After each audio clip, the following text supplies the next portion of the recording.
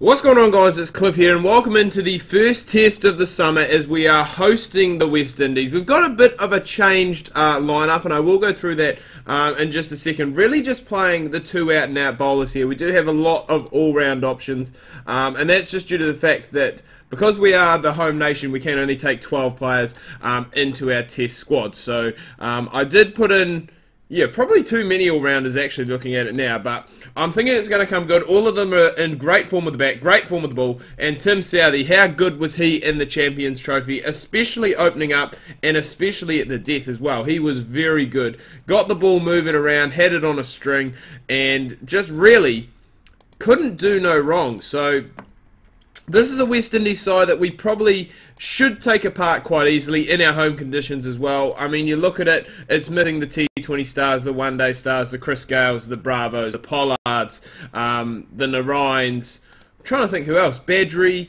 But in saying that, it is still a good side, and they have got off to a very good start. Now, these changes that we do see, obviously, Neesham and Anderson are in the side. Colin de Gronholm in as well. I think he is possibly batting at number... I think he's being at number 8, Mitchell Santner at 9. So we do have plenty of batting in the tank in this team. Bowling options we've got heaps of, and I think probably if I could go back and reselect the squad, I thought I did take an extra seamer, but I have taken Jeetan Patel, a spinner, and decided to go the Mitchell Santner option, obviously the younger player of the two, as Anderson picks up his first wicket, but the younger of the two, to look to try and develop him more into an all-rounder if we can. De Gronholm as well, 31 years old, probably, you know, could have gone for a younger option there, a different bowler. I think McClenaghan and Adam Milne were first selected in the side, but as I said, I did need to trim it down to a 12-man squad rather than a 15-man squad, so that did make it quite difficult. We do have Tommy Latham as our keeper. He's opening up. He did that in the Champions Trophy, remember. Hopefully the test match won't be as strenuous for him with both opening the batting, and having to use the gloves behind the stumps as he just goes and lets through some byes there. So that's not the greatest example that we can talk about, but just hopefully we can go and start to run through. The forecast for this test doesn't actually look that great. I think days 3 and 4 are forecast to be pretty much just all rain, which is not ideal whatsoever. You know, we want to play through. This is the first test of the summer for New Zealand. A big chance for them to go and make a great statement at the start of the season with a test series win against, hopefully, the West Indies. That one there has been played down the ground. I thought it was an edge, however, didn't manage to go and carry to any of the players there, which is a concern, especially with the way things are going. I think if this pitch had been moving around all over the place, swinging, seaming, then the option that we went with would have been fairly good. But at the moment, West Indies 132 for 2. They are on top in this game here, and we need some wickets.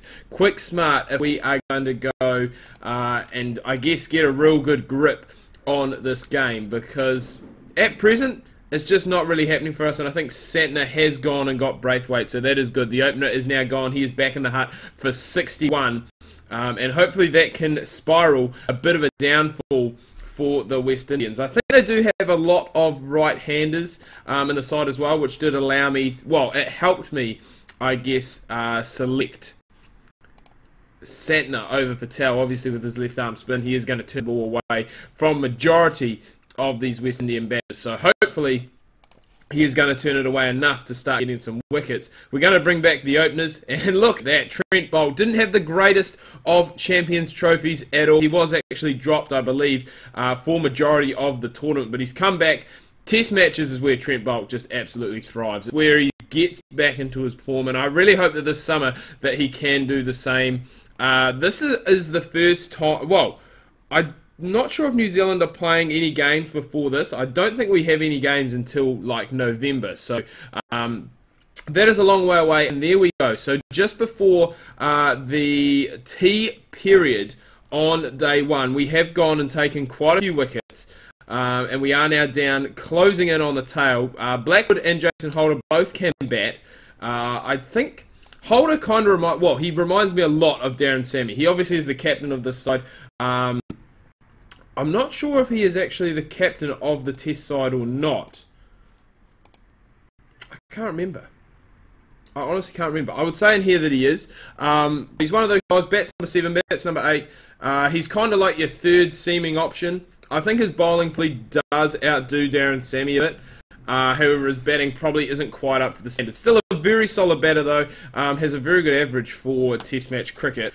And we're probably going to have to bring on some part-timers here just because the new ball is right around the corner. I think a combination possibly... Oh, how can I do that? I was talking Jason Holder up and then we go and get him out. Just like that. I was going to say, how can we stop with Tim Southee when he's on a bloody hat-trick?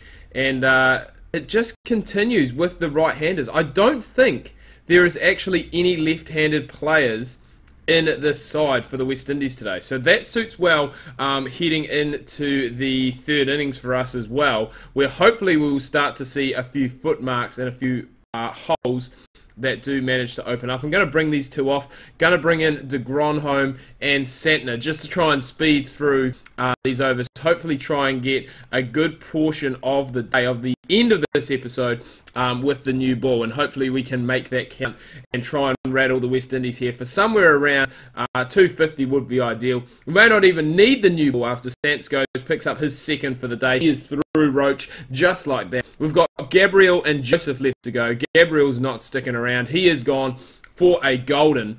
And as I said, probably not going to need the new ball here. And 250, I'm pretty happy with that. And de Gronholm picks up his first wicket of the game as well. So West Indies only make 219 batting first. They don't see out... well, they don't see out towards the new ball. And this really is a test of time, it must be said, for the Black Caps batsmen. We will just be looking to try and get through. You'd have to think to the end of play, no wickets down. That is what we ideally are looking for. We've got Ravel and Tommy Latham opening, who do open for the Black Caps in real life. I do have Martin Guptill down at 5. A lot of people are saying that that is a position that he would bat very well in tests. It's something, oh my god, you're kidding me. A run out, really? With 37 minutes left to go and there's a bloody run out.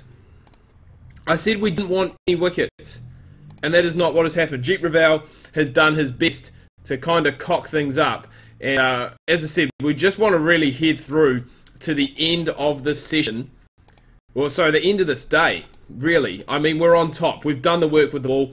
We fought through at the end, did lose Jeet Ravel to a run out, which I am a bit disappointed about, but 42 for 1 is not the worst start in the world, it must be said, to this test match. You have to say at the moment, it is heavily favouring the Black Caps at this stage. I'll probably come back, do the third and the fourth innings, depending on how the game is sitting, in the next episode, and then we'll go from there. Test matches is something that I don't do very often, because obviously they do take a fair bit more time than the one-day internationals and the 2020s. But anyway, guys, I'm going to wrap things up here. Do hope you've enjoyed this video. If you have, please remember to leave a like. If you are new, please hit that subscribe button. Social media links are down below in the description as well. If you do want to have a chat with me, hit me up down there.